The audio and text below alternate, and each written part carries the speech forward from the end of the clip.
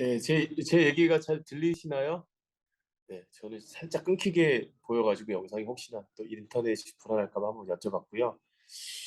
저는 이제 오늘 어, 간사님이 레바논에 대해서 좀 기도 제목이나 이런 상황들을 좀 듣고 싶다고 연락을 주셔서 너무 감사했고 또 하나님께서 어, 레바논 땅을 잊지 않고 또한 이 시리아 난민들을 잊지 않고 기억하고 있다라는 것을 다시 한번 또 느꼈던 것 같아요. 그래서 한 사람이라도 더 기도할 수 있는 사람들을 붙여주시려고 기독해 하시려고 그렇게 하는 하나님의 마음이 좀 느껴졌고 그래서 너무 감사하고 감사한 마음으로 또 준비하게 됐습니다. 그러면서 이제 레바논과 또 제가 사역하고 있는 시리아 난민들에 대해서 좀 나눠주고 같이 기도를 부탁하려고 하는데 그러면서 이제 들었던 말씀이 있었는데 결국은 다 하나님의 사랑인 것 같더라고요. 그래서 고린도전서 13장에 그 오래 참고 사랑에 대해서 쭉쭉 나오는데 막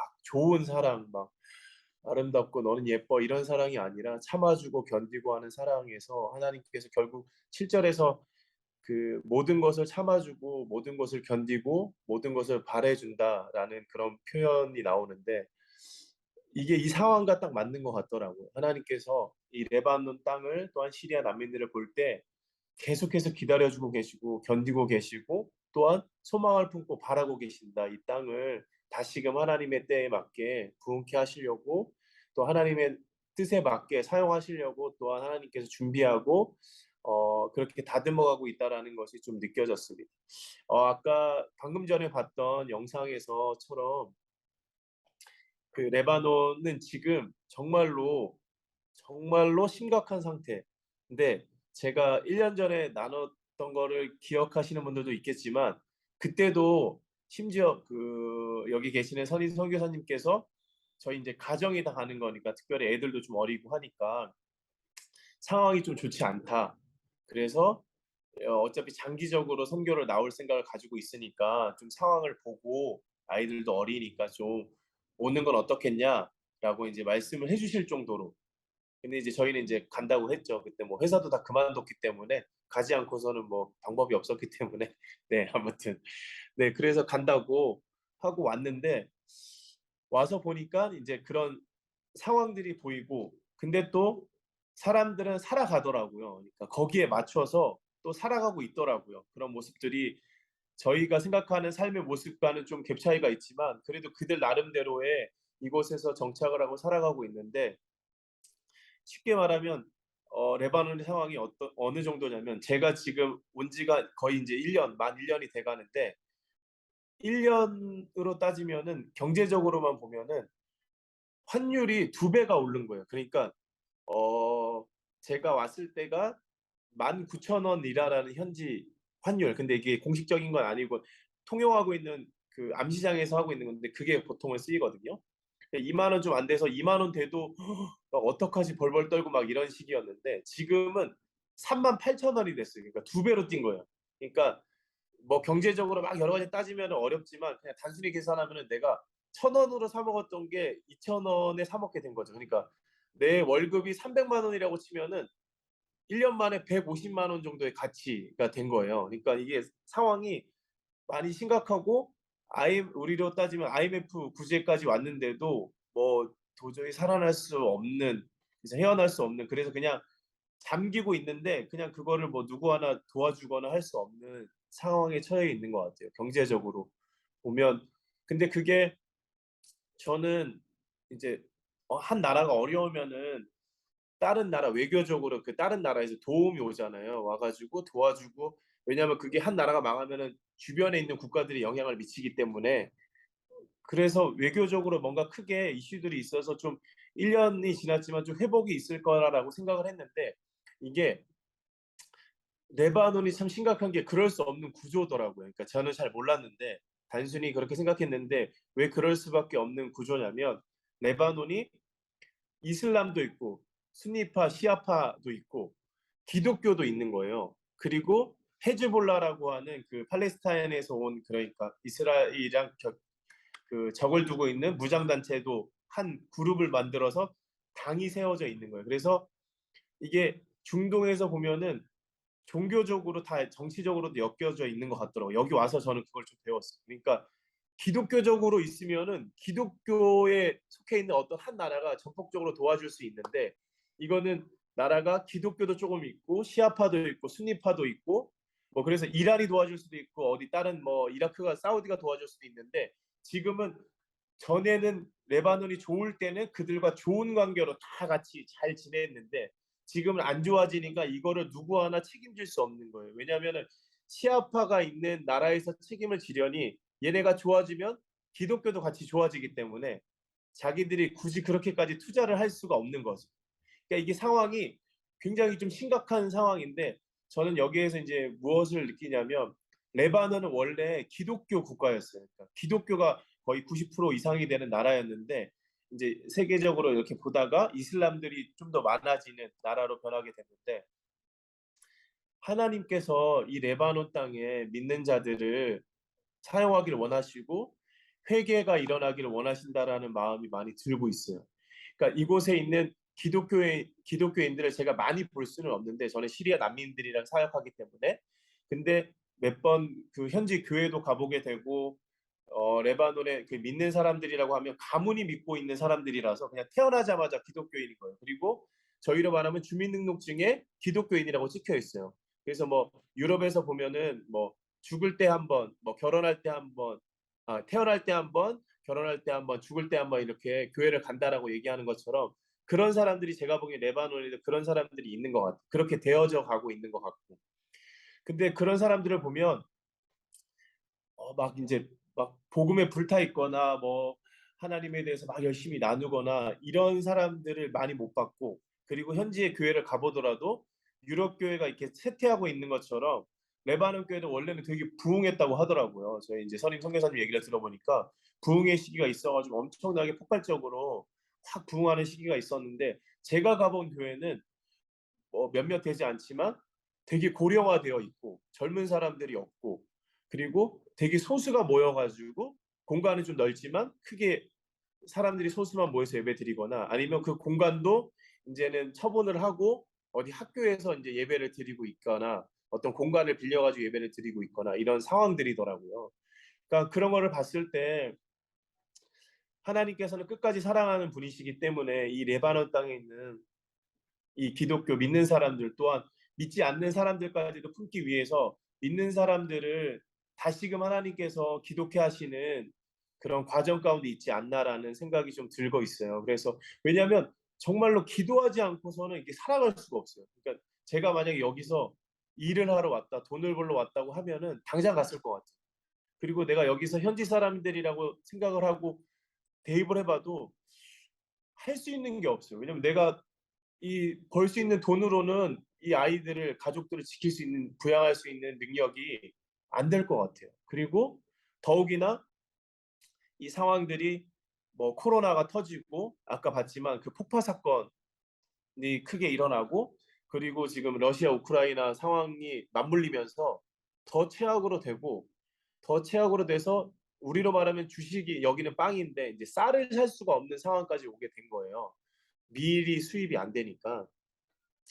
근데 여기에서 이제 더 큰 어려움 중에 하나는 이제 시리아 난민들이 이제 넘어와 가지고 레바논에서 같이 살고 있단 말이죠. 근데 전에 좋을 때는 이 시리아 난민들이 어떤 역할을 했냐면 저임금으로 이제 노동을 살 수 있으니까 서로 윈윈이 됐어요. 사실은 이게 난민 사태가 일어나기 전에도 선교사님 얘기를 들어보니까 가까운 지역에는 시리아 사람들이 넘어와 가지고, 그러니까 가까우니까 한 1시간 2시간이면 왔다 갔다 하거든요. 그러니까 아침에 넘어와 가지고 일을 해주고 밤에 가거나 아니면은 뭐 몇 달 이제 농사를 주로 지으니까 한 3달치 와가지고 집을 놔두고 거기서 숙소하면서 농사를 지어주고 겨울에는 넘어가고 이런 식으로 예전부터 계속 그런 일들이 있었다고 하더라고요. 근데 본격적으로 시리아가 내전이 생기고 전쟁이 나면서 난민들이 많이 왔는데 이 난민이 뭐 몇천 명, 몇만 명이 아니고 몇백만 명인 거예요. 그러니까 이게 우리로 말하면은 한 500만 명, 뭐 1000만 명 정도의 난민들이 우리나라로 들어오게 된 거예요. 그러니까 이게 뭐 노동력을 값싸게 사고 이런 차원이 아니라 약간 주객이 약간 전개되는 것처럼 전도되는 것처럼 상황이 되고 그 시리아 난민들의 사람들이 똑같이 주식이 빵이니까 그 빵을 서로 나눠 먹게 되는 거예요. 그래서 잘 지낼 때는 너무 좋았는데 이게 지금은 너무 심각한 상황이고 나라가 망해가고 내가 먹을 게 없어지니까 이제 레바논 사람이랑 시리아 난민들의 또 다툼들이 일어나게 되는 거예요.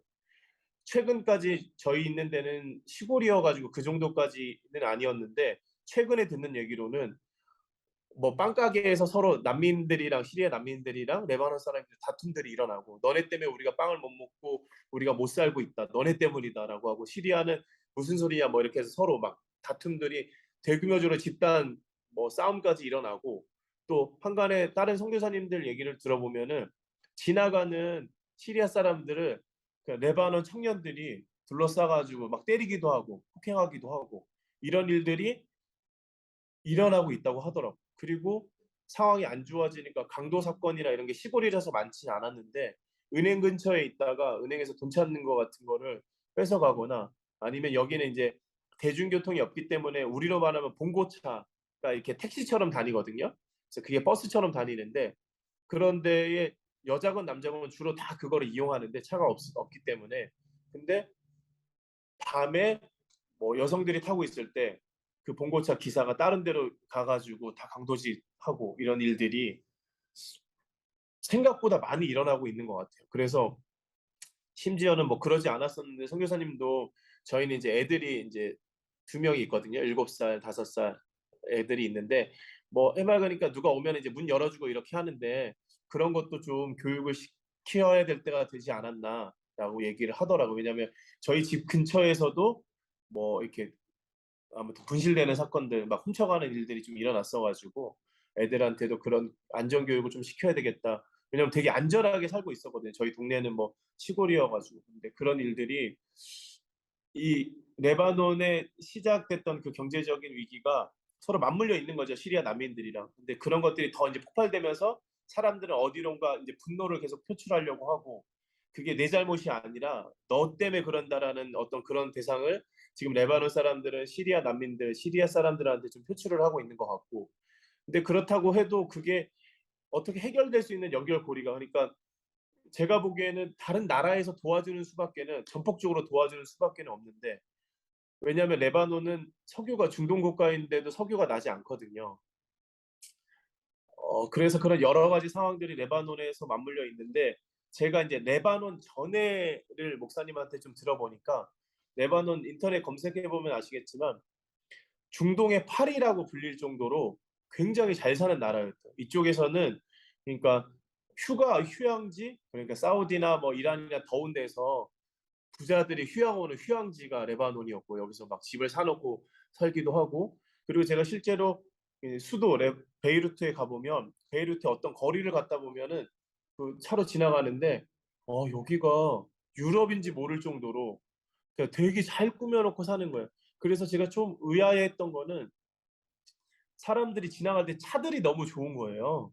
차들이 막 벤츠 차들이 너무 많고 막 BMW 뭐 우리로 보면은 막 SUV 차들인데 막 몇 억씩 되는 차들이 너무 여기 시골인데도 많이 다니는 거예요. 그래서 아니 이렇게 못 살고 있는데 왜 차들이 그렇게 좋지라고 생각을 했는데 전에 잘 살았을 때 이미 차들은 다 사가지고 그렇게 잘 먹고 잘 살고 있었던 거죠. 여러 가지 이제 요소들이 오면서 레바논이 그렇게 무너지고 있었던 거죠. 그래서 이게 참 한 발짝 물러서서 제가 보는 입장에서는 정말 하나님께서 뜻이 있어서 물론 정말 많이 어려운 상황이지만 뜻이 있으셔서 이 레바논 땅을 지금 일으키시고자 하는구나. 레바논을 믿는 자들을 더욱더 제가 1년 전에도 그 얘기하고 왔던 것 같은데 그 기도하는 사람들을 하나님 깨우고자 그래서 중보를 부탁하고자 기도하는 사람들을 붙여주셨던 것 같은데 마찬가지로 아직도 그 과정 가운데 있는 것 같아요.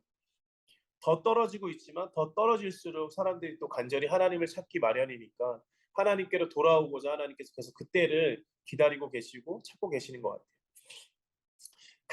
그런 과정 가운데 있는 것을 저는 이제 시리아 난민들 또 특별히 쿠르드 종족이랑 선교 사역을 같이 하고 있는데 거기에서도 돌파구가 있는 것 같아요. 제가 와 보니까 레바논 사람들이 시리아 사람들을 엄청 무시해요. 근데 지금 이 땅에서 복음을 호의적으로 받아들이고 있는 거는 시리아 난민들이, 시리아 사람들이고, 그리고 그 중에서도 쿠르드 민족이라는 단일 민족인데 나라가 없어. 4천만 명, 5천만 명 정도 전 세계에 퍼져 있는 진짜 많은 종족인데 세계적인 열방들한테 이용만 당했지 나라를 세워준다고 했지만 다 약속을 지키지 않고 어쨌든 흩어져 있는 터키나 이라크나 여기 레바논 이렇게 여러 곳에 흩어져 있는 그 쿠르드 종족이 특별히 더 호의적으로 복음을 받아들이고 있어요. 저희 센터에는 주되게 그런 쿠르드 사람들이 많이 있는데 제가 봐도 이상할 정도로 진짜 복음을 잘 받아들여요. 그리고 이 사람들의 특징이 뭐냐면은 앞에 나서 가지고 막 말하기를 좋아해요.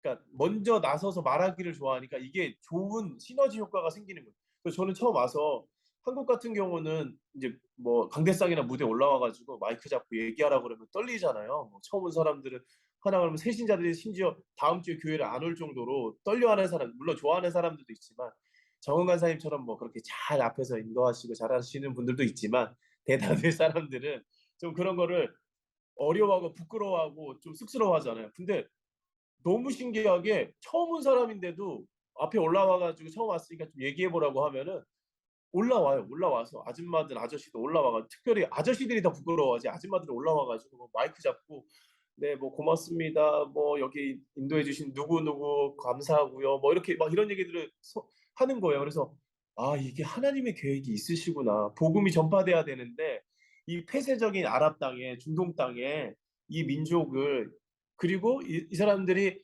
마이크만 잡는 걸 좋아하는 줄 알았더니 노래 부르고 막 춤추고 이러는 걸 되게 좋아하거든요. 그래서 뭐 크리스마스 전 되게 처음에는 충격이었는데 크리스마스 이제 모임이 끝나고 다 끝났어요. 그러면은 막 주 하나님께 영광 돌리고 막 이제 저희는 얘기하고 이렇게 흩어지잖아요. 근데 여기는 그 전통 음악을 아주 크게 틀어요. 밤늦은 시간에도.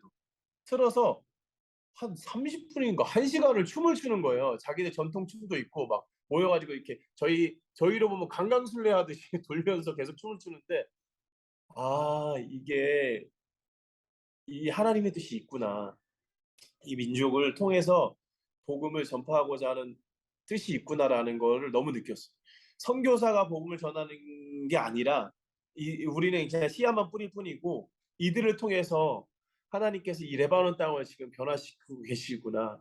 이들이 간 곳마다 변화시키고 계시는구나. 그래서 중요한 거는 이 쿠르드 민족, 이 시리아 사람들, 온 난민들을 통해서 복음을 받아들이고 지금은 이제 2011년도에 그 시리아에 내전이 생겨 가지고 뭐 기억하시는 분들도 있겠지만 그 한 꼬맹이가 막 바닷가에서 이렇게 떠내려와 가지고 죽어 있던 그런 사건들이 있었어요. 세계적으로 되게 이슈가 됐는데 거기가 시리아 내전 때문에 그런 일들이 벌어졌던 건데 막 그때부터 왔던 이 사람들이 지금은 복음을 많이 받아들이고 복음을 받아들여서 복음을 수용하고 복음을 전하는 단계까지는 온 것 같아요. 그래서 주변에 있는 자기 가문 사람들한테 복음을 전하고 있어요. 지금 제가 보기에 어떤 시기냐면 그래서 이 첫 번째 목사님들은 나왔어요. 1세대 복음을 전하는 신학을 나온 목사님들이 나왔고 그다음 세대에 인제 신학을 공부하고 그다음 세대의 목사님들이 지금 준비되어지고 있는 과정에 있는 것 같아요. 이 쿠르드 민족으로만 보자면. 그래서 하나님의 뜻이 진짜로 신기하고 오묘하신 것 같아요. 그러니까 이 땅에서는 정말 무시당하는 사람들이거든요. 그러니까 진짜로 제가 보기에도 무시를 당해요. 같이 저희 쿠르드 자매가 대학을 다니는데 여기 현지 대학을 다녀요. 대학을 다니는데 그 이민국이라고 하죠. 이제 비자를 받으려고 저랑 같이 간 적이 있었는데 여기 사람들 대부분 비자를 안 받고 이제 그냥 불법 체류처럼 다 대부분 사는데 이제 학교를 다니기 때문에 갔는데 어떤 일이 있었냐면 제가 차를 빼야 되는데 차를 못 빼고 있어 가지고 차를 좀 빼달라고 요청을 하려고 했는데 제가 이제 아랍어를 못하니까 이 쿠르드 시리아 난민 이 자매가 얘기를 해주겠다고 해서 얘기를 했어요. 근데 한참이 지나도 안 나오는 거예요. 근데 그 비자 받는 곳을 여기 사람들은 되게 무서워하거든요.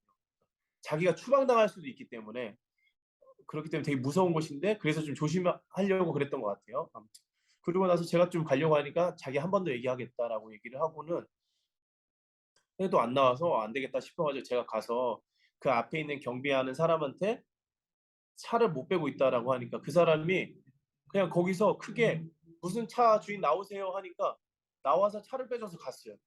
그러니까 제가 상황을 보니까 이 자매가 동일한 사람한테 얘기를 했는데 그냥 듣고 흘린 거예요. 그러니까 너 기다려라 그냥 네가. 너 급한 사람이 아니니까 기다려라. 내가 뭐 그렇게까지 신경 써주지 않겠다. 되게 퉁명스럽게 있었던 거예요. 그냥 그 한마디만 해주면 되는데. 그래서 제가 평소에는 시리아 난민들이랑 하고만 있으니까 그런 인종차별이나 이런 걸 잘 못 느끼는데 확실히 거기를 가보니까 이 사람들이 정말 시리아 사람들을 무시하는구나, 차별하는구나 라는 것이 정말로 많이 느껴졌던 것 같아요. 그런데 신기하죠? 그 무시하는 시리아 난민들이 먼저 하나님의 복음을 받아들이고 있어요. 진짜 폭발적으로 복음을 받아들이고 하나님이 그들을 사용하려고 지금 준비하고 계시는 단계에 있는 것 같아요. 저희 센터만 그런 게 아니라 제가 몇몇 그 한국 선교사님들이 하고 있는 센터를 가봐도 그 난민들이 있는 곳에 가서 이제 학교를 열어주거나 하면은 그냥 어린아이들이 한 200명씩 온대요. 그러니까 그게 기독교랑 연관돼 있는 학교라고 할지라도 온대요. 그러니까 이거는 그냥 그들이 뭐 종교적으로 여기가 그러면 안 올 수도 있는데 호의적으로 열린 것 같아요. 그래서 제가 저희 선임 선교사님이랑 얘기를 나눴는데 그런 얘기를 하시더라고요. 우리가 시리아 난민이 되어서 이 땅에 왔는데 우리가 믿고 있었던 이슬람이 우리에게 도와준 게 무엇이 있냐? 라는 이 사람들이 회의를 많이 느낍니다. 그리고 시리아 거기에 내전하고 터키가 침공하는 2018년 중요한 시기가 있는데 그때 이슬람 세력들끼리 전쟁을 했기 때문에 이슬람에 대한 이 사람들은 뭔가 반감이 있는 거예요. 태어나자마자 다 이슬람을 믿었기 때문에 이슬람에 둘러싸여 있었기 때문에 자기가 그냥 거기 있었지만 이게 그들 때문에 전쟁이 되고 내가 머물고 있는 고향 땅을 떠나왔다라는 거에 대한 반감들을 가지고 있고 또 이 레바논에 왔는데 도와주는 이슬람에 관한 사람들은 거의 없고 그런데 기독교라는 종교를 가지고 있는 선교사들이 여기에 와서 자기들에게 초기에는 먹을 것도 나눠주고 자기에게 따뜻하게 해주고 사랑을 베풀어주고 그런 모습에서 처음에는 그냥 먹을 거를 주니까 왔고 따뜻하게 대해주니까 왔던 건데 이들이 그 가운데에서 선교사님들이 천천히 다져가면서 복음을 처음부터 전한 게 아니라 그렇게 다져가면서 복음을 전해가고 그 복음들을 들으면서 하나님을 믿어가는 사람들이 생기게 되고 그 사람들을 통해 가지고 다른 사람들이 이제는 전도되는 시기에 오면서 이들이 그 아직까지도 저희 센터에도 그 이슬람식으로 이제 히잡을 쓰고 다니고 센터에 오는 사람들이 있어요. 그리고 예수님을 그리고 믿는다고 고백을 해요. 히잡을 쓰고 있는데 예수님을 믿는다고 고백을 해요. 처음에는 되게 의아했는데 지금은 이해가 가죠. 그들이 어떤 곳에서 살고 있고 그럴 수밖에 없는 이유들에 대해서 공감이 되어지는 것 같아요. 그냥 그 고백, 예수님을 그리스도로 고백한다는 것이 이들에게 얼마나 큰 일인지를 여기 와서 정말로 깨닫고 있는 것 같아요. 아직도 여기가 그런 거지. 아직도 중동 땅 많은 곳에는 한 사람을 복음화 시키기도 어려운, 복음을 전하기도 예수 그리스도라는 단어를 얘기하기도 어려운 곳이 많다고 얘기를 들었어요. 근데 하나님께서 특별한 곳에 특별한 민족들을 사용하셔서 정말 폭발적으로 진짜 복음을 받아들이게 하고 복음의 수용자들이 복음을 전하는 전도자로 전도자에서 복음을 가리킬 수 있는 지도자로 하나님께서 세워가고 있는 과정들을 저는 지금 여기에서 보고 있는 것 같아요. 그게 레바논의 경제가 몰락되고 이들이 믿음이 정말 가난해져 가지고 하나님 앞에 무릎 꿇고 기도하는 시기와 이 잘 준비되어 있는 시리아 난민들, 쿠르드 민족들의 복음을 받아들이고 준비되어 있는 것들이 맞물릴 때 저는 이 시너지가 되어서 이 레바논 땅이 사실 중요한 게 아니라 레바논 땅을 떠난 이 주변에 있는 이 중동 국가들로 그것들이 다 퍼져가게 된다라는 것들을 믿게 되는 것 같아요. 그리고 더욱이나 이 시리아 난민들 사람들을 잘 선교사님들이 더 가리키고 하면 이들이 유엔에 이제 난민으로 신청되어 있기 때문에 신청을 한대요. 그러면 캐나다라든지 난민들을 받아주는 독일이라든지 미국이라든지 이런 나라들로 프랑스라든지 이런 나라들로 가더라고요. 그리고 가서 거기에서 또 커뮤니티를 만들어서 또한 살고 있는 것 같더라고요. 근데 대부분은 이제 여기서는 잘 믿다가 그렇게 난민 신청을 해서 다른 나라, 좀 잘 사는 나라로 가게 되면은 복음을 많이 잊는 경우들이 많이 있다고 하더라고요.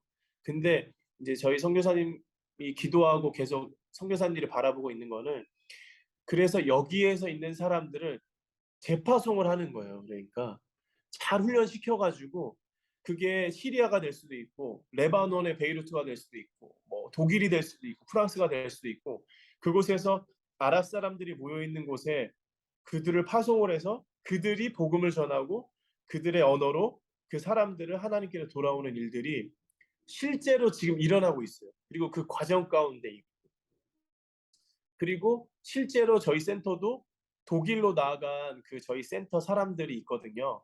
그래서 주일날에 저희 페이스북으로 저희 그 센터에서 드리는 예배를 같이 드리는데, 그 사람들이 가서 거기에서 거점을 삼아서 그런 사람들이 오면은 커뮤니티 이루어서 그 실제로 커뮤니티가 되어 있는 그런 아랍 사람들, 중동 사람들에게 복음을 전하려고 준비하고 있어요.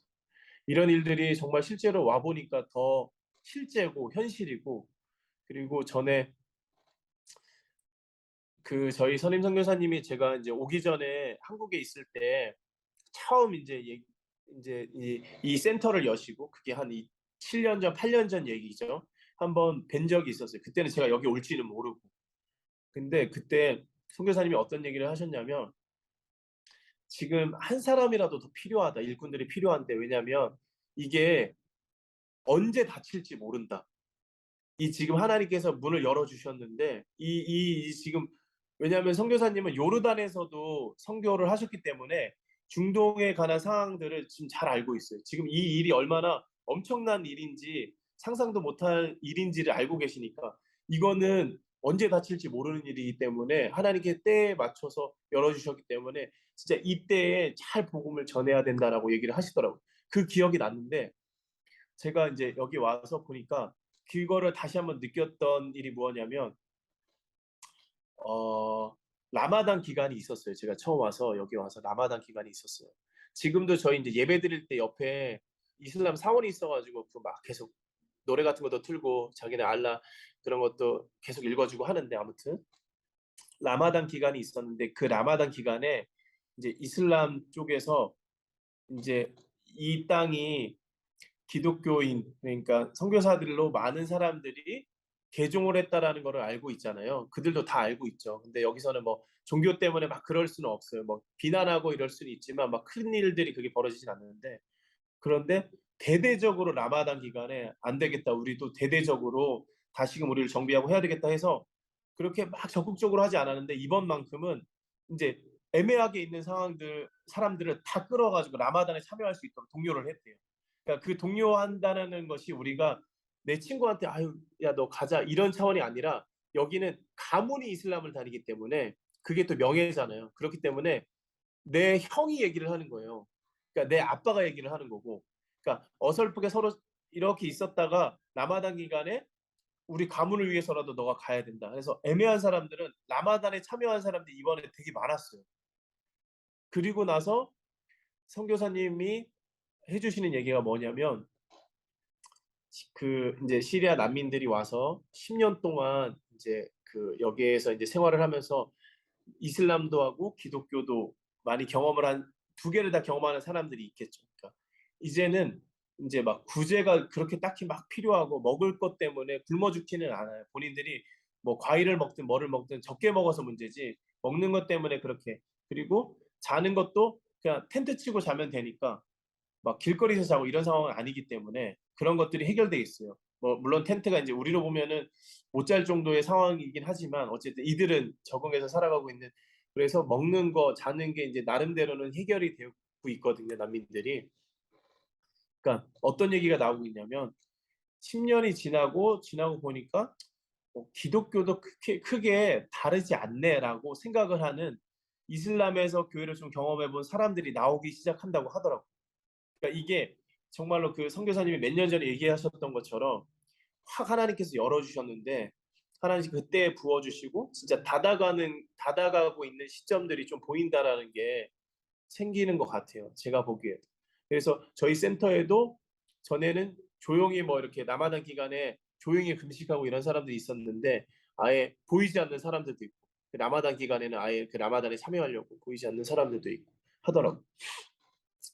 그런 여러 가지들이 막 엉켜 있고 하나님께서 역사하시는 것도 보이고 이슬람 쪽에서 열심히 하는 어떤 모습들도 보이고 막 여러 가지가 경제적으로도 몰락해 있고 정말로 제가 있는 일년이었지만 혼돈 속에 있다라는 표현이 맞는 것 같아요. 내가 여기서 하나님의 뜻이 무엇이지를 분별하는 것도 쉽지 않고 그런데 이제 제가 계속해서 얘기하고 있는 것처럼 그 시리아 난민들이랑 있고 이들이 복음을 받아들이는 것을 보면서 아, 하나님께서 이거를 통해서 이 사람들을 통해서 복음의 전진도구로 삼고 있다라는 거는 확실하게 깨달았어요. 확신하고 있고.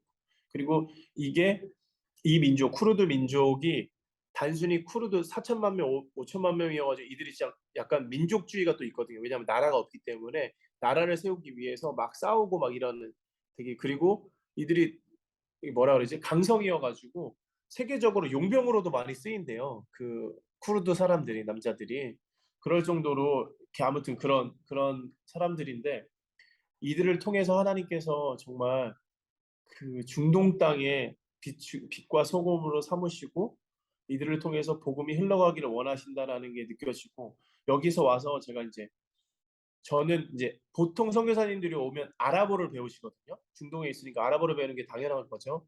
근데 저희는 이제 저랑 저희 와이프는 선교사님이 이제 제안해 주신 게 쿠르드 사람들을 사역할 수 있으니 쿠르드어를 배웠으면 좋겠다.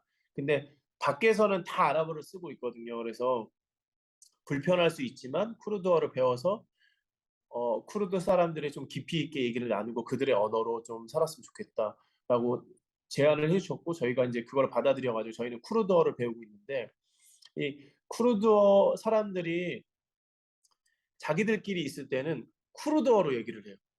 그러니까 선교사님이 계시면 이제 예의니까 아랍어로 얘기를 하고 밖에 나가면 아랍어를 쓰는데 자기들끼리 있을 때는 쿠르드어를 사용하더라고요. 그러니까 친해지기 위해서는 쿠르드어를 배우는 게 맞는 것 같아요. 근데 참 이 하나의 언어를 배운다는 게 쉽지는 않잖아요. 특별히 아랍어는 선교사님들이 몇십 년 됐는데도 진짜 그 표현이나 이런 게 너무 어렵다고 하더라고요. 그래서 선교사님은 이 쿠르드 사람들을 잘 훈련시키는 게 중요한 게 우리의 언어는 한계가 있기 때문에 아랍어를 쓸 수 있는 이 복음의 호의적인 이 사람들을 잘 훈련시키면은 중동의 어느 지역 사람들을 만나더라도 세계 어느 곳에 중동 사람들, 아랍 사람들을 만나더라도 복음을 그들의 언어로 잘 전할 수 있기 때문에 이게 정말 필요하다. 지금 어느 선교지에는 한 명도 복음을 전하지 못하고 조심스러워서 또한 뭐 전하지도 못하고 추방당하시는 분들도 지금 실제로 있고. 근데 여기 레바논은 신기한 게 저희가 1년 돼 가는데 저는 그때 이제 막 제가 대단하다 이런 건 아니지만 와 내가 그래도 이런 시기에 이런 어려운 시기에 내가 선교를 나갈 수 있어서 너무 감사하다. 나는 부족하지만 하나님께서 정말 이런 중요한 시기에 나를 또 택해서 이렇게 보내주신 너무 감사하다 얘기했는데 그 뒤에도 선교사님들이 꽤 많이 오시는 거예요. 그러니까 이게 열려 있는 곳인 게 맞는 거예요. 하나님께서 선교사들을 보내셔가지고 빨리 이들을 훈련시키기를 원하시는 게 맞는 거예요. 그러니까 저희 뒤에도 막 가정이 오시거나 뭐 잠깐 왔다 갔다 하시거나 뭐 그렇게 많은 가정이 아닌데 한 달에 한두 가정은 오시는 것 같아요. 10가정 이상은 아마 오셨던 것 같아요. 그래서 왜냐면 그게 쉬운 게 아니잖아요. 한국도 상황이 안 좋고 레바논도 안 좋은데 여기를 온다는 게 장기로 온다는 게 쉽지 않은 결단들일 텐데 하나님께서 마음을 심어 주셔가지고 그분들을 또 보내주시는 게 너무나 감사하기도 하고 더 확신이 들기도 하는 것 같아요. 이런 여러 가지 상황들이 맞물려 있는 이 레바논이고 저도 처음에는 내가 레바논을 기도를 처음에 왔을 때 레바논 기도를 부탁해야 돼? 아니면은 내가 시리아 난민들을 품고 있으니까 시리아를 위해서 기도해 달라고 해야 돼? 아니면 쿠르드 민족을 품고 있으니까 쿠르드 민족을 품고 기도해 달라고 해야 돼라는 혼란스러움이 있었는데 지금은 정리가 됐어. 그러니까 그게 다 연결돼 있는 거예요. 하나님께서 이 중동 땅을 품고 계시는 거고 중동 땅도 이슬람 세력이 펼쳐 있는 이곳 가운데에서 하나님께서 이들을 레바논을 시리아 난민들을 쿠르드 민족들을 통해서 하나님께서 사용하고 계신다고 중동 땅을 위해서 그렇게 하고 계신다라는 게 너무 느껴졌던 것 같아요. 그래서 너무 기도하는 사람들을 하나님께서 찾고 계시고 기도하시는 한 사람 한 사람들을 하나님께서 또 기독해 하시는 일들을 해주고 계사 그 기도로 동원하기를 원하신다라는 것들이 많이 느껴졌던 것 같아요. 제가 약간 아무튼 많은 내용들이 1년 동안 복잡하게 있어 가지고 중언부언하면서 내용을 했는데 여러분들이 찰떡같이 잘 알아들었으리라 믿습니다. 이 상황들을 잘 보시고 기도해 주셨으면 좋겠고, 이 상황이 정말로 이 레바논 땅, 이 백향목이 있는 레바논 땅 가운데에서 하나님의 복음의 도구로 삼고 있는 시리아 난민들, 쿠르드 민족들을 위해서 여러분들이 생각하시면서 기도해 주셨으면 좋겠어요. 레바논을 위해서, 시리아의 그런 상황들, 내전 상황들, 그 난민들을 위해서 기도해 주시고, 마지막으로 제가 이제 속해 있는 ECC 쿠르드 민족을 품고 있는 이곳이 복음의 잘 전진 도구가 될 수 있도록, 다음 세대가 잘 세워질 수 있도록 기도해 주시면 감사하겠습니다. 네, 이상 마치겠습니다.